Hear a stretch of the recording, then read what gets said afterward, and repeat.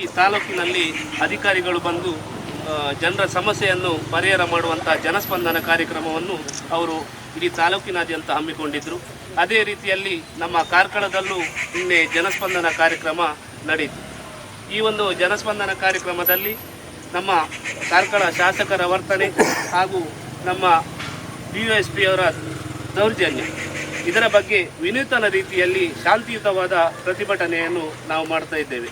ನಮ್ಮ ಪುರಸಭಾ ಸದಸ್ಯರು ಹಾಗೂ ಜನಪ್ರತಿನಿಧಿಗಳು ಈ ಜನಸ್ಪಂದನ ಕಾರ್ಯಕ್ರಮದಲ್ಲಿ ಜನರ ಸಮಸ್ಯೆಯನ್ನು ಕೇಳುವಂಥದ್ದು ಅಧಿಕಾರಿಗಳು ಬಂದು ಮತ್ತು ಜನಪ್ರತಿನಿಧಿಗಳು ಅದಕ್ಕೆ ಸಮಸ್ಯೆಯನ್ನು ಪರಿಹಾರ ಮಾಡುವಂಥ ಮಹತ್ವಾಕಾಂಕ್ಷಿ ಯೋಜನೆ ಜನಸ್ಪಂದನ.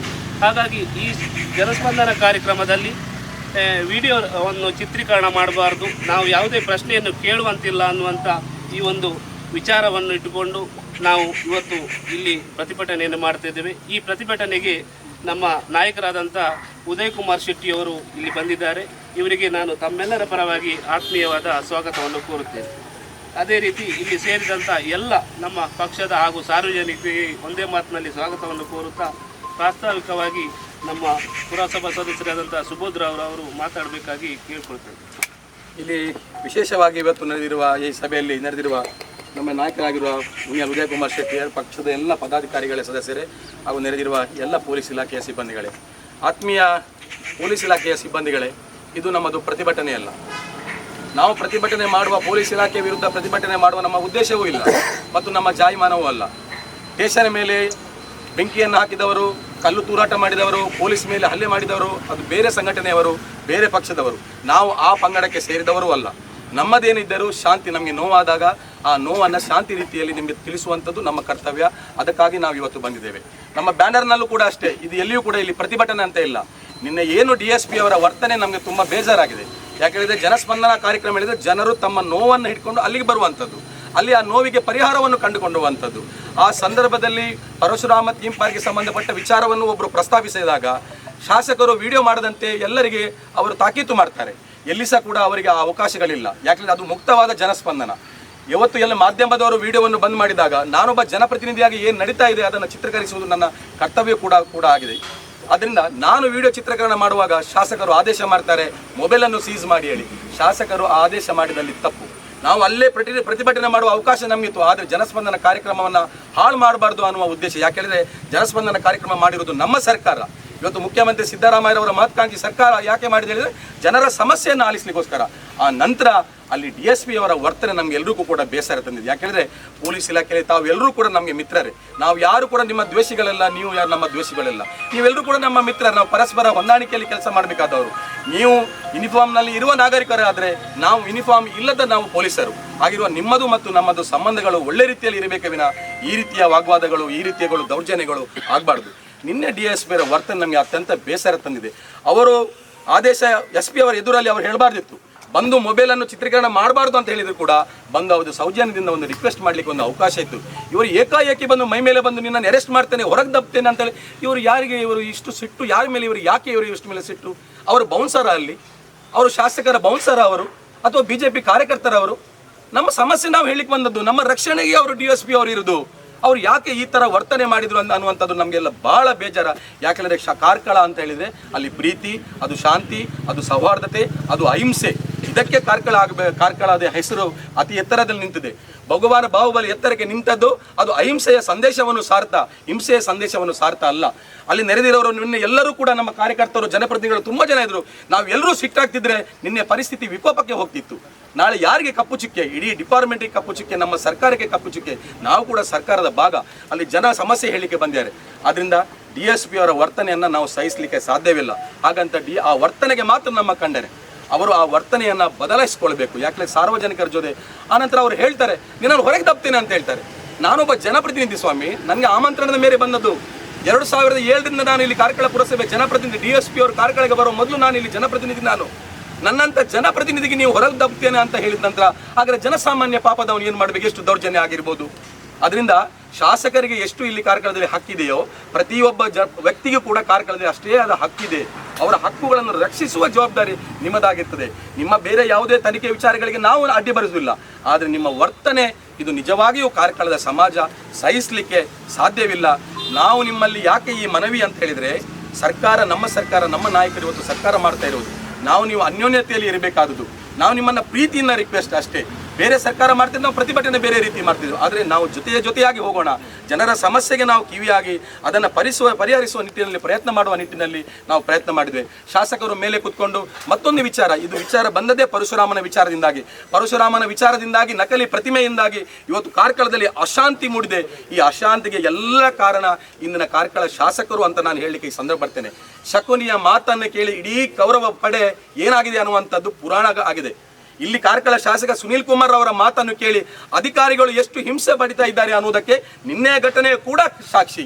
ಪರಶುರಾಮನ ಪ್ರಕರಣದಲ್ಲಿ ತಹಶೀಲ್ದಾರರಿಂದ ಹಿಡಿದು ವಿ ಆಗಲಿ, ಮಣೆಗರಾಗಲಿ, ಇತರ ಎಲ್ಲ ಅಧಿಕಾರಿಗಳು ಇವತ್ತು ಜೈಲಿಗೆ ಹೋಗುವ ಪರಿಸ್ಥಿತಿ ನಿರ್ಮಾಣ ಆಗಿದೆ. ಸಿಒಡಿ ತನಿಖೆಯಲ್ಲಿ ಒಂದೊಂದೇ ಬಹಿರಂಗ ಆಗ್ತಾ ಇದೆ. ತನಗೆ ಮಾಮೂಲಿಯನ್ನು ವಸೂಲಿ ಮಾಡಿ ಕೊಡಲಿಲ್ಲ ಅಂತ ಎಷ್ಟು ತಹಶೀಲ್ದಾರ ಮೇಲೆ ಅವರು ಒತ್ತಡ ಮಾಡಿದ್ದಾರೆ ಅನ್ನುವಂಥದ್ದನ್ನು ಪಾಪ ತಹಶೀಲ್ದಾರರು ನೋವಲ್ಲಿ ಅದನ್ನು ಹೇಳ್ಕೊಳ್ಳೋದಿಲ್ಲ, ಅದನ್ನು ಮುಚ್ಚಿಡ್ತಾ ಇದ್ದಾರೆ. ಈ ಎಲ್ಲ ಘಟನೆಗಳು ನಮಗೆ ಗೊತ್ತಿದೆ. ಅದರಿಂದ ಅವರ ತಾಳಕ್ಕೆ ತಾವು ನಲಿಯುವಂಥದ್ದು, ಕುಣಿಯುವಂಥದ್ದು ಅದು ಅಗತ್ಯ ಇಲ್ಲ. ನಿಮ್ಮ ಜೊತೆ ಸರ್ಕಾರ ನಾವಿದ್ದೇವೆ.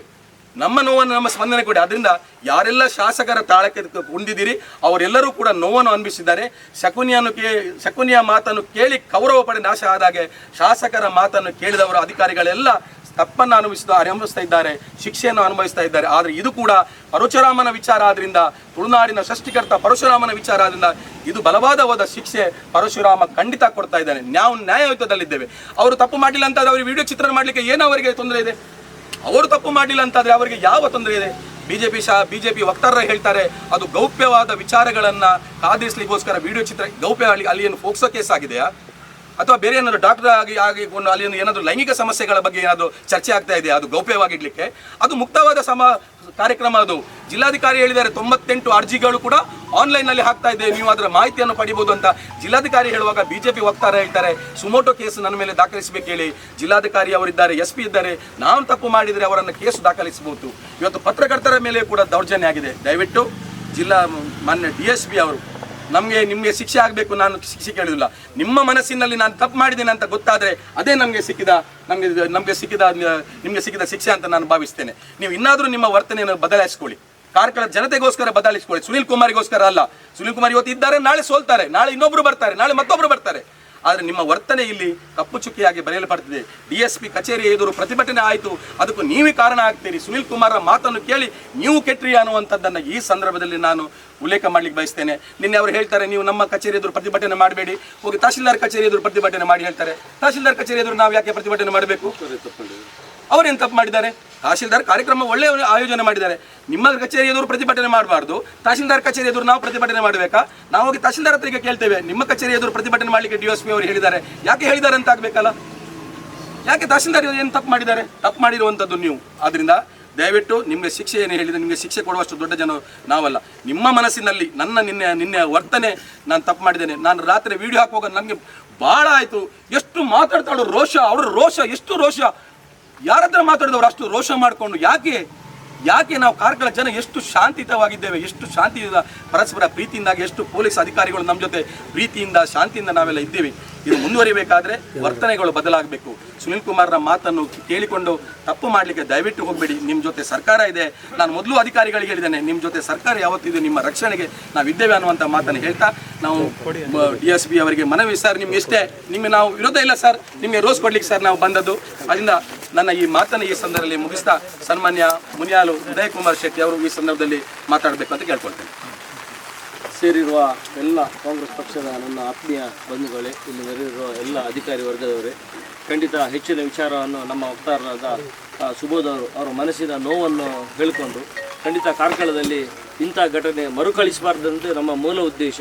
ಯಾಕಂದರೆ ನಿನ್ನೆ ಜನಸಂಪರ್ಕ ಸಭೆ ಒಬ್ಬ ವಿವೇಕ್ ಅಂತೇಳಿ ಹುಡುಗ, ಅವ ಸಾಫ್ಟ್ವೇರ್ ಇಂಜಿನಿಯರ್, ಸುಮಾರು ಈ ಪರಶುರಾಮ ಥೀಮ್ ಪಾರ್ಕಿನ ಅವರನ್ನು ಬೆಳಗ್ಗೆ ತಂದವನೇ, ಅವ ಮತ್ತು ದಿವ್ಯಾ ನಾಯ್ಕ ಅಂತ ತಂದವರು. ಪ್ರಾಮಾಣಿಕವಾಗಿ ಹೇಳಬೇಕಾದ್ರೆ ಯಾರು ಒಳ್ಳೆ ಕೆಲಸ ಮಾಡಿದ್ದಾರೆ ಹೇಳ್ತೇನೆ. ಈ ಬೆಳಗ್ಗೆ ತಂದು ನಮ್ಮ ಸಹ ಕಣ್ಣು ತೆರೆಸಿದ ಅವನೇ, ವಿವೇಕ್ ಶೆಟ್ಟಿ ಮತ್ತು ದಿವ್ಯಾ ನಾಯ್ಕ ಅಂತ ಈ ವಿಚಾರ ತಂದು ಅವರು ಆಮರಣಾಂತಿಕ ಇಲ್ಲಿ ಉಪವಾಸ ಕೂತ್ಕೊಂಡು ಅವಳು ಹಾಸ್ಪಿಟ್ಲ್ ಆಗಿದ್ದರು 1 ವಾರ. ಈ ನೋವು ಯಾರಿಗೂ ನೆನಪಿರ್ಲಿಕ್ಕಿಲ್ಲ. ಅಷ್ಟು ಕಷ್ಟಪಟ್ಟು ಹೋರಾಟ ಮಾಡಿದವರು ನಿನ್ನೆ ಬಂದು 1 ವರ್ಷ ಆದರೂ ನನಗೆ ನ್ಯಾಯ ಸಿಗಲಿಲ್ಲ ಅಂತೇಳಿ ಒಂದು ಜನಸಂಪರ್ಕ ಸಭೆಗೆ ಬಂದು ಅವರು ಕೂಲಾಗಿ ಮಾತಾಡ್ತಿರುವಾಗ ಅವರು ಮಾತಾಡಬಾರ್ದು, ಅದನ್ನು ವಿಡಿಯೋ ಚಿತ್ರೀಕರಣ ಮಾಡಬಾರ್ದು ಅಂತ ಹೇಳಬೇಕಾದ್ರೆ ನಾವು ಯಾವ ದೇಶದಲ್ಲಿದ್ದೇವೆ, ಯಾವ ಜಾಗದಲ್ಲಿದ್ದೇವೆ? ಕಾರ್ಕಳ ಅಂದ್ರೆ ನಮ್ಮ ಡಾಕ್ಟರ್ ವೀರಪ್ಪ ಮೊಯ್ಲಿಯವರು ಇದ್ರು, ನಮ್ಮ ಗೋಪಾಲ್ ಭಂಡಾರ್ ಇದ್ರು. ಇವರೆಲ್ಲ ನಮ್ಮ ಕಲಿಸಿಕೊಟ್ಟ ರಾಜಕೀಯ ಇರ್ಬೋದು, ಒಂದು ಜನರೊಟ್ಟಿಗೆ ಹೇಗೆ ಸ್ಪಂದಿಸಬೇಕಂತ ಕಲಿಸಿಕೊಟ್ಟ ಮಾದರಿ ನಮ್ಮ ಜೊತೆಗಿದೆ.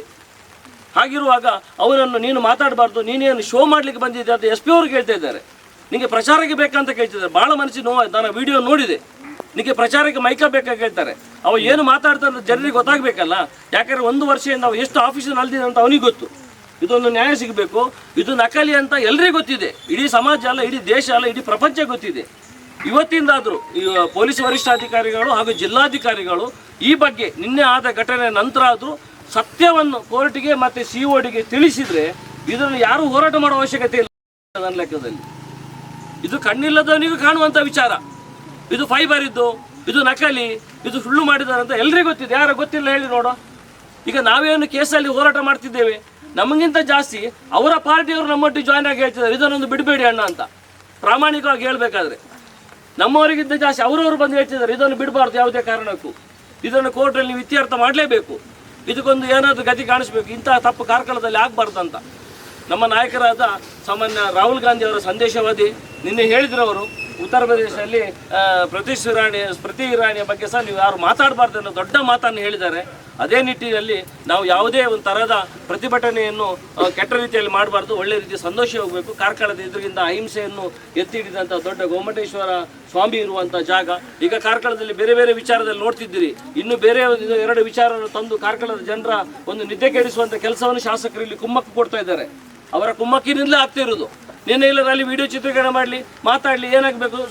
ಪೊಲೀಸ್ ವರಿಷ್ಠಾಧಿಕಾರಿಗಳ ಹತ್ರ ಇದ್ದಾರೆ, ಅವ್ರಿಗೇನು ಹೆದರಿಕೆನಾ? ಅವ್ರು ಹೆದರ್ಬೇಕಾ? ಪೊಲೀಸ್ ಅಧಿಕಾರಿಗಳಲ್ಲಿ ಇರುವಾಗ ಆ ಸಭೆಯಲ್ಲಿ ಶಾಸಕರು ಹೆದರ್ಬೇಕಾ?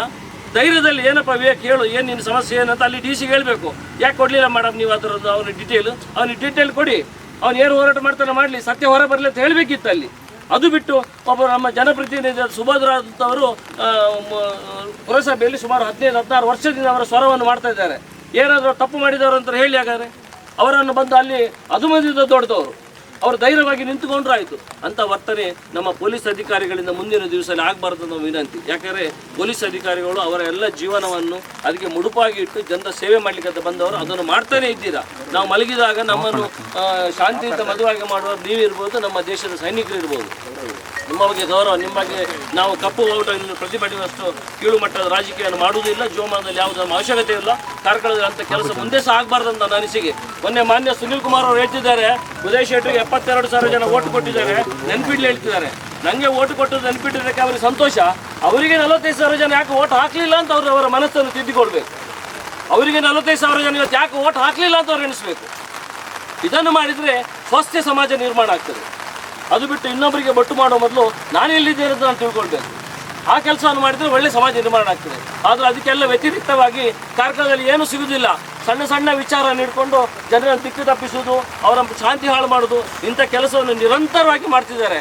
ಟ್ರಾನ್ಸ್ಫರ್ ಮಾಡಿಸೋದು ಅನ್ನೆಸರಿಯಾಗಿ, ಇಲ್ಲದ್ರೆ ಬೇಡದ ಅಧಿಕಾರಿ ತಂದು ಹಾಕೋದು, ಈ ಕೆಟ್ಟ ಕೆಲಸ ಆಗೋದು, ಇದೆಲ್ಲ ಕಾರ್ಕಳ ನಿಲ್ಲಬೇಕು. ಮುಂದಿನ ದಿವಸದಲ್ಲಿ ಏನಿದ್ರು ನನ್ನ ವಿನಂತಿ ಇಷ್ಟೇ DSP ಅವರ ಹತ್ರ, ನಾನು ದಯವಿಟ್ಟು ಇನ್ನು ಮುಂದೆ ನೀವು ಹೋದಾಗ ನಿಮ್ಮ ಅಧಿಕಾರಿಯಲ್ಲಿ ಇಂಥ ಕೆಲಸವನ್ನು ಮಾಡಬಾರ್ದು. ನಿಮಗೆ ದೇವರು ಕೊಟ್ಟ ಅಧಿಕಾರ ಇದೆ, ಆ ಪುಸ್ತಕ ಇದೆ, ಸಂವಿಧಾನ ಇದೆ, ಆ ಪ್ರಕಾರ ನಡ್ಕೊಂಡು ಸಮಾಜವನ್ನು ಒಳ್ಳೆ ರೀತಿಯಲ್ಲಿ ತಗೊಂಡು ದೊಡ್ಡ ಕೆಲಸವನ್ನು ಮಾಡಬೇಕಂತ ಹೇಳ್ತಾ ಇಂದು ಇಲ್ಲಿ ಬಂದು ಈ ಒಂದು ಪ್ರತಿಭಟನೆ ಸಹಕರಿಸಿದ ಎಲ್ಲರಿಗೂ ನನ್ನ ಮನಪೂರ್ವಕ ವಂದನೆ.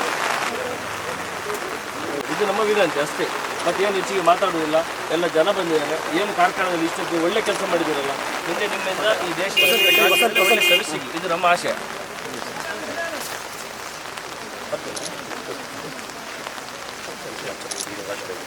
పేపర్లో